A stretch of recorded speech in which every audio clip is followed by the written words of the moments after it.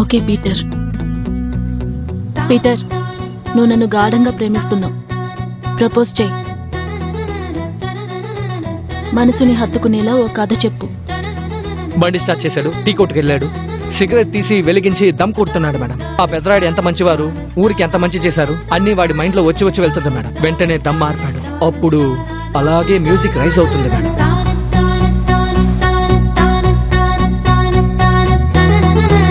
Sir, అరే ఫాదరేనా? చూశాను. వెళ్దాం. ఎన్ని గంటలకు వస్తారు? మార్నింగ్ అందరూ వచ్చేస్తారు సార్.